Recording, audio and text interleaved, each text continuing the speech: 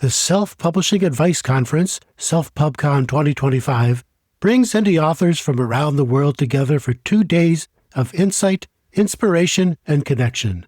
It's live online October 18 and 19 and free to attend. Get early access to our international competition and all the latest conference updates at selfpublishingadvice.org/conference-2025. Welcome to Self-Publishing with Ally from the Alliance of Independent Authors. This week, it's our advice stream focusing on branding, marketing, and promotion. Join host Dale L. Roberts as he interviews the brightest minds, experts, and insiders in the writing and self-publishing business. Get actionable insights to help you level up your author brand and reach more readers. This Self-Publishing with Ally podcast is sponsored by BookVault. Sell high-quality print-on-demand books directly to readers worldwide and earn maximum royalties selling directly. Automate fulfillment and create stunning special editions with BookVault Bespoke. Visit bookvault.app today for an instant quote. And here's your host for the Self-Publishing with Ally podcast, Dale L. Roberts. Think libraries are just for checking out books? Think again. In today's episode, we're talking about how to get your books into libraries and how to get paid to show up. My guest today has mastered both, from workshops and speaking gigs to shelf placement and author promotion. She's cracked the code on turning libraries into powerful partners for indie authors. I'm joined by Sylvia Hubbard, award-winning author, publishing strategist, and founder of Motown Writers Network. Beyond her work as a prolific indie author, she's built deep connections with local libraries and turned them into consistent platforms for both visibility and revenue. Whether it's getting her books into circulation or landing paid workshop gigs, Sylvia knows how to show up and get invited back. Welcoming my good friend, Sylvia Hubbard. How you doing, Sylvia? It's so funny when people introduce me. I'll be like, who is that person? Yeah, it's like, is that me? Oh, yeah, that's right. I did do those things. I have just been so fascinated with a lot of the work that you've done over the past couple of decades. I mean, you've been in the business since the early 2000s, and it's amazing that you've hung in there for so long, and you've founded a writing group, and you've just built everything grassroots as an author. But one of the things that really impressed me was your connection with libraries. In fact, you and I kind of crossed paths at a conference one time where you were talking about working with libraries and librarians and such. So let's kind of walk back here. First of all, why libraries? I mean, do people actually still go to libraries these days? They still go. And I think the worse people economy is, the more people visit the library. So we should be getting a torrential rain of visitors.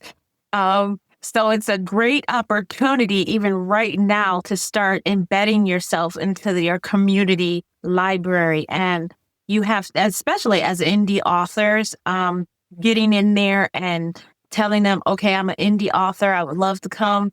It's awesome. And the money is there, even though they say things are cut. Until this end of the cycle ends, the money is there. And it's just money left on the table that local authors are not picking up. That's crazy. Now, how did you find out this information? Was this something you just stumbled over one day, or? Tremendous. Well, it was like, okay, so I was single and I had 3 kids that I knew of. And I was like, okay, where do I go find money other than my book sales? Because I knew a lot of stuff. And then so I was at a place, and I was at a library event, actually. It was a free library event, and I had kind of, made my way networking around. And what I would do is just give people advice before I took something from them. So I was kind of like a grifter. I'm going to make you feel like you are just so special, and then I'm going to get something from you. Well, this librarian, that's a grift. You're not fooling anybody. But they would give me the information I need instead of me paying for it. So I'll be like, okay, let's do this. Okay. You were being sneaky, but not grifting necessarily. Yeah, kind of. Yeah, okay. But this librarian heard me, and she was like, I would love for you to come and talk about networking for authors and blah, blah, blah. And I was like, okay, sure. And then, she started saying all these words about, oh, we can pay you and blah, blah, blah. And I was like, oh my God, you can get paid just for talking? I can do that all day. Like, what do I do? Where do I sign up? Pretty much. I'll talk about anything. And so I just started like parsing, subjects. I could go to different libraries and I just learned I learned the lingo. I learned how to submit. I learned how to find the librarians that needed it and just get in touch with my whole community, because Detroit is like one of the largest library systems in the United States. We have more libraries here than any other urban cities in the United States. So, and we have a very large system that holds a lot of information. So it was so great to be able to get there, and a lot of authors are not using them. So I'm just like, hey, let me do this. And then I started going to suburban libraries and then rural libraries, and I was just cleaning up because no other local author was doing it. And I just went in and started doing it. Now, it's always a learning curve to it. And then a lot of times you're doing stuff for free because you don't really know the system. Or you have to, kind of like you got to get your street credit up. You got to get your street cred. You can't just be like, okay, pay me $200. And they're like, we don't know you. Who are you? So you have to get in there and, start working the system, do the smaller libraries, then build up bigger libraries. And trust me, once you start doing it, they will start coming to you. Interesting. So that's pretty much my story, is that they now are coming to me and they're pushing that little envelope across the table. And it's like, oh, thank you. I love you too. You've done it so many times that you've built that credibility that you no longer need to look for those free gigs because there's a lot of the paid gigs that you can do then. Right. That's the best part about it. I mean, one time I saw a lot of small library system and I was like, oh yeah, I would gladly come in here because I know your budget is small. And, I just offered her like 150. She was like, oh no, we have to give you 250. I was like, okay. Right. You don't need to argue with me on this. I mean, if you want. Where don't anyone want premium gas, so so it's just like, yeah, I like that. But you do have to go. I've learned you do have to go in there, make yourself known, get in there, get into the community of the library system. Okay. And I mean, there's so many ways, and we can discuss those little details of how to do it. But that's basically how I did it. Started small, just kept submitting proposals or, submitting workshops to them, book talks, things like that. And then going from there. Now, does that play a large part in you being able to get your books into some of the libraries at all? Are they more willing to accept your books better then? Yes. And especially because I started publishing with Amazon. So a lot of authors were telling me, oh, you can't get your books in libraries if you're with Amazon. And I was like, well, I've never had a problem. And what makes it so nice is that most of the libraries, especially larger library systems, have now switched over to Baker and Taylor, not Ingram. And that is what Amazon uses to pull books through their distribution systems. So bing, bing, bing, they can pull my books. All I have to do is say Baker and Taylor. I don't have to say Amazon. I say Baker and Taylor, and they just type it in the system and pull it through.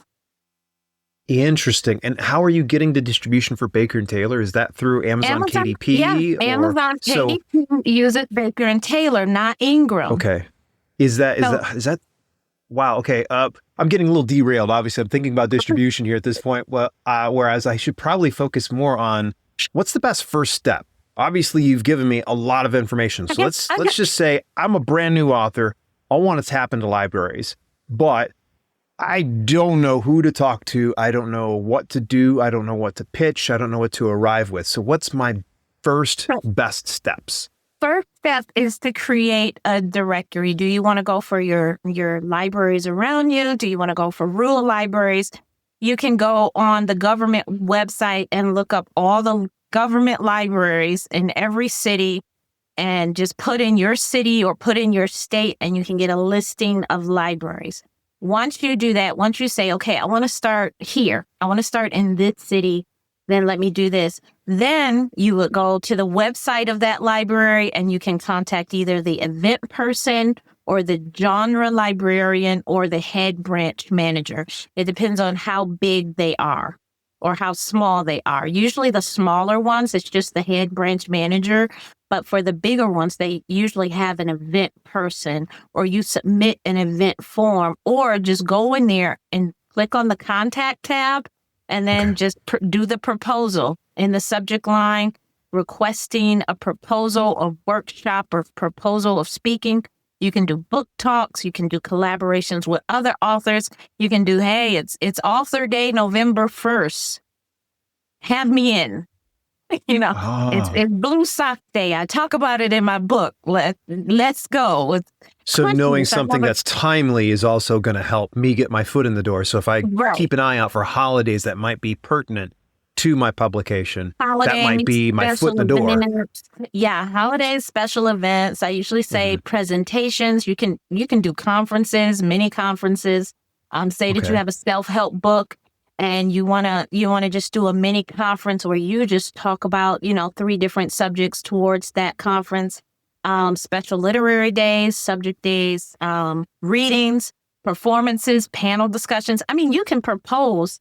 They're willing and open to do almost anything, especially with local authors. They are willing to do it if you really just put the proposal together. And back then, I was doing it all by myself. I was just going through and I usually say 1 email per person. Don't just do those mass emails.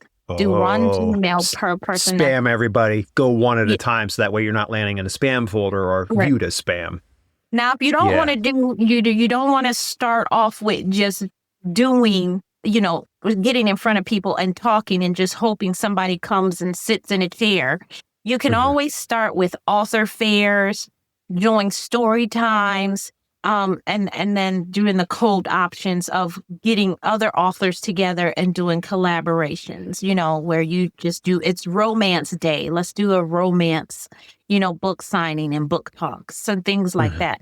If you don't want to do it by yourself, or put the pressure on just yourself, because I think my first one I did, only 1 person showed up, and I was talking about ebooks back in 2001. And I was trying to, and only 1 person showed up because nobody believed in ebooks. They were like, who's going to read on a reader? 1 person showed up and I gave them my 100%. And they got the best show ever, I'm sure. And you know what? And I've always said, I don't care if it's, and at this point, I don't care if it's 1 person or 100 people. Now I speak to thousands of people. I still, I show up and show out. Because I know I can do it. So just going in there and how to start, author fair story time, and then contact main people. If you want to do it by yourself, just do those suggestions that I had listed. So that really does help in getting you in there. Those different suggestions like collaborations, book talks, performances. It really does help the library, but then it gets you to network. And librarians talk. They talk amongst each other, and they will refer good people. They will dissuade bad people, bad relationships. Especially if you go in and say in your proposal, "I am going to help market this event," but you never mention it on your Facebook page, or you never mention it on your website. You have to do what you promised to do in your proposals. So make it as easy as possible. We can get details into proposals, how to put them together and stuff. But that's basically it. Submit the proposal directly to the libraries, 1 at a time. Give them a suggestion of what the event is going to be, and then go from there. Otherwise, if you don't want to do it by yourself, go do author fairs, collaborations, and story times. It's always story times. I'm like, children's authors should be rich. Because you can just take over a story time at a library and they would love you. So. Yeah, this is so interesting. This is exciting. I do want to tap into proposals at some point, but I'm starting to think here, you're doing a lot of cold outreach. Is it primarily digital? Are you just doing it online? Or is there ever an instance that you just go in person and say, hey, could I speak to the regional manager here of the library branch? How does that work if I do it in person? Yeah, you can do it. I mean, they don't, Okay. they're there. What else they're going to do? Right, But exactly. you can do it. But a lot of them, because I had 3 kids, I couldn't just, go in there. And even at the time, I didn't even have a car. I was taking buses to these these talks.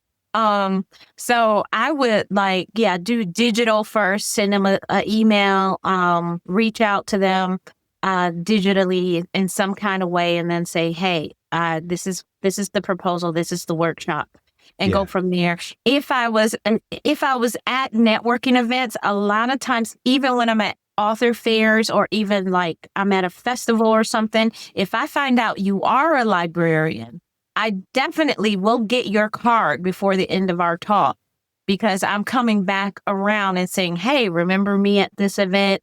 I'm always talking to teachers. I'm talking to librarians. I'm always finding out, hey, book clubbers or something like that. Where do you meet? Oh, you meet at the library? Which library? Okay, I'm going to make sure I get in touch with that library system to get myself in there.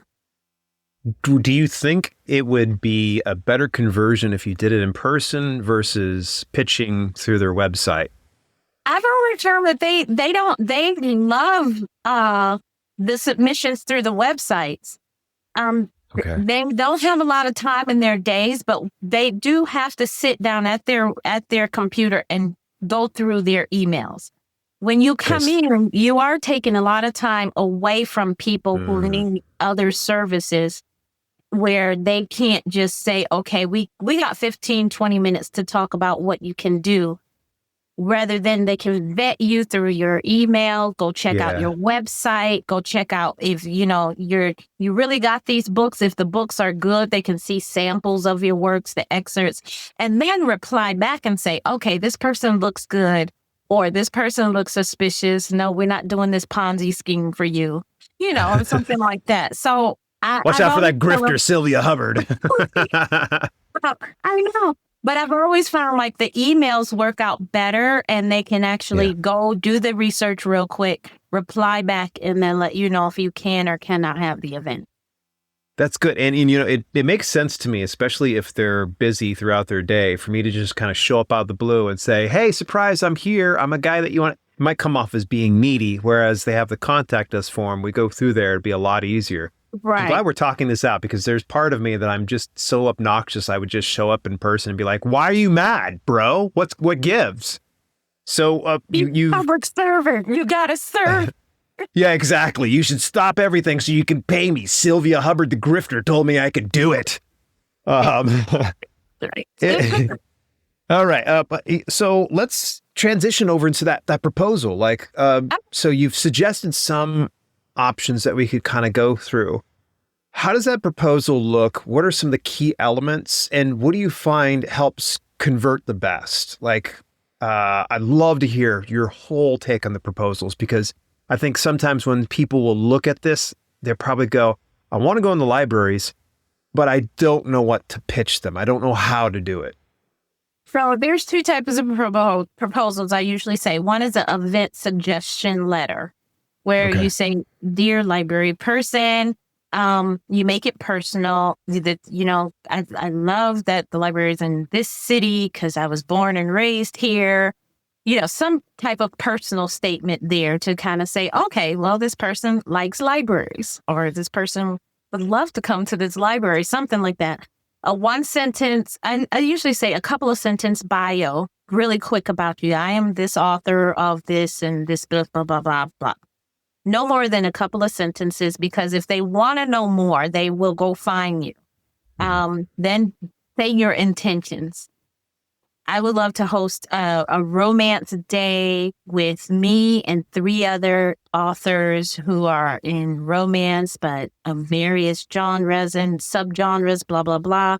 Who will it benefit? And the date and time you're looking at, but it's always open, or we can go through the calendar, or just say romance day is this day about this time would be great for us. We can always make suggestions or discuss more. And then give your contact information, always give your website, some social media so they can see if this is kind of real or if it's kind of fake. And of course, an email where they can contact you directly. I would, like I said, mention promo efforts that you are going to do, even down to if you're going to submit you're going to give them flyers to put out, or you're going to give them flyers to print out. Let them know like what efforts you're going to do. Is it going to be on your social media, in your newsletter of this many people who are subscribers, this many people follow you on Twitter? Tell them all this effort, because that does give them some weight to the project when they have to go to their board and say, hey, we would love to have this person here. And this gets the word out about the library and what we're doing. And then at the end, just say, look forward to hearing from you. That's basically it. Now, there is a proposal letter. So it's different from your event where you're just saying this kind of the same thing at the beginning, but you put the intentions that this is the event with a tagline. You give them everything, kind of like you're submitting for a workshop at a conference, because this is what you want to get paid for. These are paying me to do this. If I, like when I would do the ebooks, I would say, or I did a great one where I would teach readers and authors how to make money from talking about books online. And they would just love this one because, we would bring the readers in and we can bring authors in, and I would show them how to blog, how to get sponsorships, and how to get on social media and use affiliate links and where they can go for free books. And, I'll say 3 benefits of the workshop, how long the workshop takes, and usually don't go over 2 hours. And that includes question and answerings. Give the long bio of your expertise, because this is going to validate how much you should get paid. And then just say, if you're interested in setting this up at your library, I do accept an honorarium for speaking. And that's the magic word. Honorarium. Okay. Honorarium. That means they know they're going to go into their speaker budget and say, okay, I saw the bio of this person. I love the event they suggested. And bam, this is what we can do. And you want to make it as easy as possible for them to be able, because not only are they going to have to justify bringing you in, but they have to go to their board and say, this is why we brought this person in, and this is why we paid this person. So you want to make it as easy as possible. And that's why I say 3 benefits, a great title with a tagline. So all their marketing is already done. They just literally take it out of the proposal and put it in their flyer, and bam, bam, bam, you've helped them out. So Tremendous. We're kind of like, help me, help you, help me. Yeah. I love the tip on the honorarium. I think there's a lot of authors that are probably listening to this and going, okay, I like money, Sylvia, but how much do I charge them? What is going to be the amount that I want to do? Because they're going to probably say, okay, Sylvia, what do you charge? And naturally, they're going to want to charge what Sylvia charges, but you're obviously a veteran in this area. So you're probably going to ask a higher premium than someone who's brand new to this. So what's that range look like? How do we determine our value for something like a talk? I would start between 100 to 400. And 400 is going into traveling expenses. If I have to stay at a hotel, say that I have to go to the other side of Michigan, and that's 3 hours and a half. That means either I'm staying overnight if it's a late night talk, or I need drive time. I need to make it worth my while to get in there, put my premium gas in my car, and get over to you and come back. So I need to incorporate all that fee, or some of them will bring you in. I've gone to Chicago where they brought me in, put me up at a hotel. I was still paid a nice amount of money and drove right back home after the next day. So it was a nice bed and breakfast I stayed in. They came and picked me up and then took me over to the event. I spoke, went back to the bed and breakfast, slept, and then drove back home. So it was a great event for me. For an hour and a half of my time, it was great. It was a nice vacation for me and my husband because he was my plus one. Nice. I'm sure there's a lot of authors that want to have that would love to do something like that? Go to Right. another city and be able to speak. I did it for that's so Hawaii. cool. It was so nice. I did a Hawaii event one time. It was another author who's scheduled to go, and then she couldn't make it, and she knew we were always talking, and she was like, do you want to do this event? And I was like, sure, I'm free that weekend. And she was like, well, let's in Hawaii. And I was like, girl, I'm what? You ain't saying nothing. What am I saying? And what am I saying? I have no idea, but I'm eating something. That is tremendous. Well, it was just like really cool to be able to, take her place and do it. But yeah, they paid for the hotel. They paid for the flight there and back. And it was a pretty great speaking event. And hey, I got some money in my pocket. I sold a couple of books. And I was happy. So yes, basically, I was broke just trying to put some extra food on the table. But I found this was a great way, even for 2 hours of my time, to be able to go, come back, and then just chuck that away. Those are my literally 6-figure years where I can stress about promoting, I can stress about writing, but doing the speaking events, those are my vacations in this big author world where I can just show up, be amazing, make a little people laugh, and go home and just say, hey, that was a good author day. That's tremendous. You have my wheels turning here because I love libraries personally. I've famously told people I love libraries. You gotta just do it. With your proposal now, okay, it sounds like it's an awful lot. Could you be able to quantify how many words do I need to put into this? Because obviously I don't want to make it an epic novel. We're authors. We're obviously going to bloviate. What's the best practice for that? Justin, I would say a page, just a page. You're just kind of it's like a cover letter for a resume. So 200 to 300 words tops then. Yeah, tops. If you're going up to 500, 800, you're getting down to the end of the page, like you wrote a soliloquy. Soliloquy. Let's just start that. And for that bio, for the proposal itself, you want it to be, you want it to be chunky, but look into less than 200 words. We don't want to know that you got married, you saved and sanctified and what day you got baptized. We just kind of want the chunks of information that says your expertise of that subject.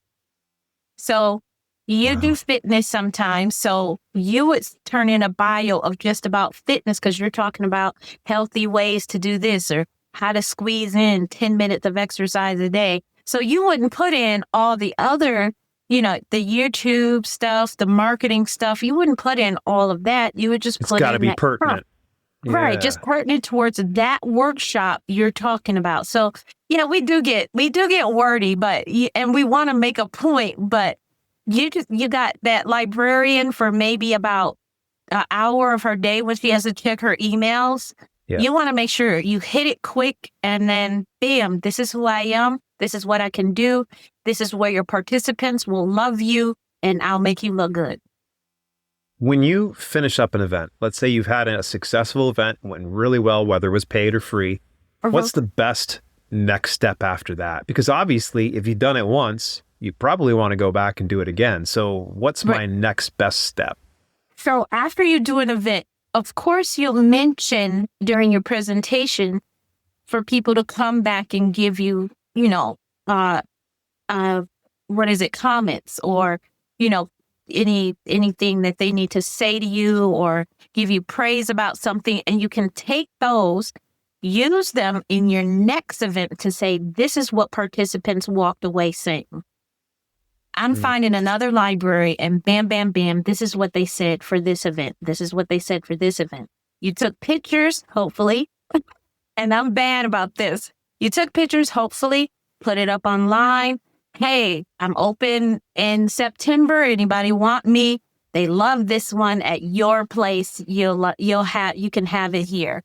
So you want to just take what you got, build on it. Take what you got from there, build on it until people are knocking down your door saying, I need you to do this event. I need you to do this workshop for me. And they pay you. So that's the fun part. And I got one coming up. And is it tomorrow? Oh, it's tomorrow. No pressure. No pressure. And it was sold out literally in a week. They got full capacity for it. So that just goes to show, hey, I'm doing something a little right. It's for sure. Wow. So that's pretty great. But yeah, you take what you gathered from that, testimonials, pictures, post it to your social media, and then start looking for your next library. I usually tell authors, you should be doing at least one library event a month. It's reasonable. And I know all the stuff you got to do, it should be either an author fair, a workshop, or some kind of private event at a library once a month.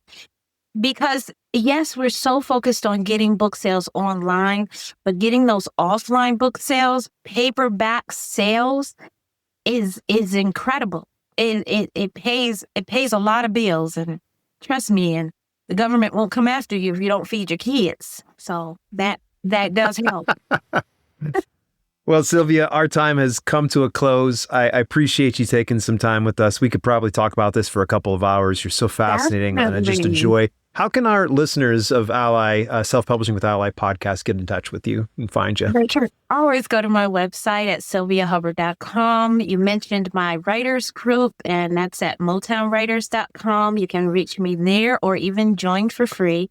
And of course, I'm on social media as my name, Sylvia Hubbard, or you can check me out on my social media handle is Sylvia Hubbard 1. And I'm everywhere, you want to be. I'm there already. So, Thank you so much, Sylvia. Thank you. Much appreciated. You've been listening to the Branding, Marketing, and Promotion stream of the Self-Publishing with Ally podcast with Dale L. Roberts. This podcast is sponsored by Book Vault. Sell high-quality print-on-demand books directly to readers worldwide and earn maximum royalties selling directly.